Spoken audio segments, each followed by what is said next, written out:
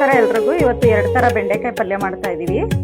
ಒಂದು ಗ್ರೇವಿ, ಒಂದು ಡ್ರೈ ಥರ ಮಾಡ್ತಾ ಇದ್ದೀನಿ.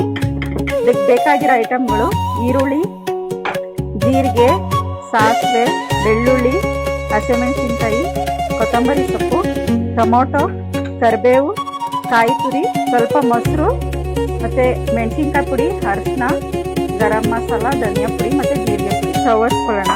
ಬಾಣಲಿಗೆ 2 ಸ್ಪೂನ್ ಎಣ್ಣೆ ಹಾಕ್ಕೊಳ್ಳೋಣ. ಬೆಂಡೆಕಾಯಿ ಹುರಿಯೋದಕ್ಕೆ ಎಣ್ಣೆ ಬಿಸಿ ಆದಮೇಲೆ ಬೆಂಡೆಕಾಯಿ ಹಾಕ್ಕೊಂಡು ಹುರ್ಕೊಳ್ಳೋಣ. ಇದು ಸ್ವಲ್ಪ ಲೋಳೆ ಬರುತ್ತಲ್ಲ, ಅದು ಹೋಗೋವರೆಗೂ ಹುರ್ಕೊಬೇಕು. ಸ್ವಲ್ಪ ಉಪ್ಪು ಹಾಕ್ಕೊಳ್ಳೋಣ. ಇದು ಸ್ವಲ್ಪ ಈ ಥರ ಕೆಂಪದಾಗೋವರೆಗೂ ಹುರ್ಕೋಬೇಕು. ಲೋಳೆ ಎಲ್ಲ ಹೋಗುತ್ತೆ. ಅವಾಗ ಲೋಳೆ ಎಲ್ಲ ಹೋಗ್ಬಿಟ್ರೆ ಗ್ರೇವಿ 5 ನಿಮಿಷಕ್ಕೆ ಆಗಿಬಿಡುತ್ತೆ. ನಮ್ಮೂರ ಸೈಡಲ್ಲಿ ಈ ಥರ ಮಾಡ್ತಾರೆ. ನಿಮ್ಮ ಸೈಡಲ್ಲಿ ಯಾವ ಥರ ಮಾಡ್ತಾರೆ ಅಂತ ಕಮೆಂಟ್ ಮಾಡಿ. ಇಷ್ಟು ಹುರ್ಕೊಂಡ್ರೆ ಸಾಕು. ಇದನ್ನು ಮತ್ತೆ ಬೌಲಿಗೆ ಶಿಫ್ಟ್ ಮಾಡ್ಕೊಂಬಿಡೋಣ. ಶಿಫ್ಟ್ ಮಾಡ್ಕೊಂಡ್ಬಿಟ್ಟು ಇದರಲ್ಲೇ ಒಗ್ಗರಣೆ ಮಾಡ್ಕೊಳ್ಳೋಣ. ಆಯಿಲ್ ಹಾಕ್ಕೋಬೇಕು. ಒಗ್ಗರಣೆಗೆ ಸ್ವಲ್ಪ ಸಾಸಿವೆ, ಸ್ವಲ್ಪ ಜೀರಿಗೆ, ಬೆಳ್ಳುಳ್ಳಿ, 1-2 ಹಸಿಮೆಣಸಿನ್ಕಾಯಿ, ಮತ್ತು ಇಷ್ಟು ಈರುಳ್ಳಿಲಿ ಅರ್ಧ ಈರುಳ್ಳಿ ಇದಕ್ಕೆ ಹಾಕೊಂತೀನಿ. ಕರಿಬೇವು. ಇದು ಸ್ವಲ್ಪ ಶೈನಿಂಗ್ ಬರೋ ಥರ ಆದಾಗ ಟೊಮೊಟೊ ಹಾಕ್ಕೊಳ್ಳೋಣ. ಒಂದು ಸ್ವಲ್ಪ ಹುಣಸೆ ಹುಳಿ, ನಿಂಬೆಹಣ್ಣು ಏನು ಇಲ್ಲದೆ ಮಾಡ್ತಾ ಇರೋದು ಇದೆರಡೂ ಐಟಮ್. ಇದೆಲ್ಲ ರೊಟ್ಟಿಗೆ, ಚಪಾತಿಗೆ, ದೋಸೆಗೆ ಚೆನ್ನಾಗಿರುತ್ತೆ. ಮತ್ತು ಅರ್ಧ ಟೊಮೊಟೊ, ಸ್ವಲ್ಪ ಉಪ್ಪು ಹಾಕ್ಕೊಳ್ಳೋಣ. ಇವಾಗ ಇದು ಗ್ರೇವಿಗೆ, ಮೊಸರಿಗೆ ಇದೆಲ್ಲ ಮಸಾಲೆ ಮಿಕ್ಸ್ ಮಾಡ್ಕೊಳ್ಳೋಣ. ಇದು ಖಾರ ಪಲ್ಯಕ್ಕೆ ಬೇಕು. ಈ ಥರ ಕಲಿಸ್ಕೊಂಡು ಈ ಒಗ್ಗರಣೆಗೆ ಹಾಕ್ಕೊಳ್ಳೋಣ. ಅದಕ್ಕೆ ಸ್ವಲ್ಪ ನೀರು ಹಾಕ್ಕೊಳ್ಳೋಣ.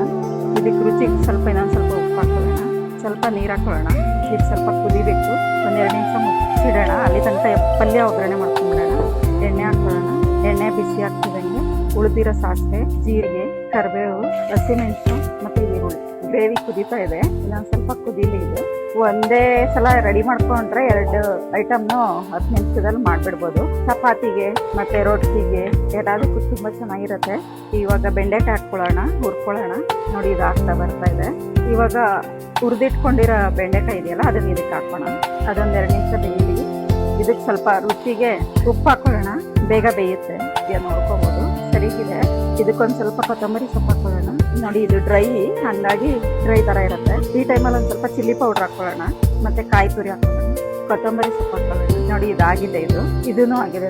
ನೋಡಿ ಈ ಥರ ಇದ್ದರೆ ಕ್ರಂಚಿ ಆಗಿ ಚೆನ್ನಾಗಿರುತ್ತೆ. ರೊಟ್ಟಿ, ಚಪಾತಿ, ಅಕ್ಕಿ ರೊಟ್ಟಿ, ರವೆ ರೊಟ್ಟಿ ಎಲ್ಲದಕ್ಕೂ ತುಂಬ ಚೆನ್ನಾಗಿರುತ್ತೆ ಅನಿಸುತ್ತೆ ತಿನ್ನೋದಕ್ಕೆ, ನೆಂಚ್ಕೊಳ್ಳೋದಕ್ಕೆ. ಮತ್ತು ರೈಸ್ಗೆ ಸೈಡಾಗಿ ನೆಂಚ್ಕೊಳ್ಳೋಕ್ಕೂ ಮಾಡ್ಕೋಬೋದು. ಇದು ಡ್ರೈ.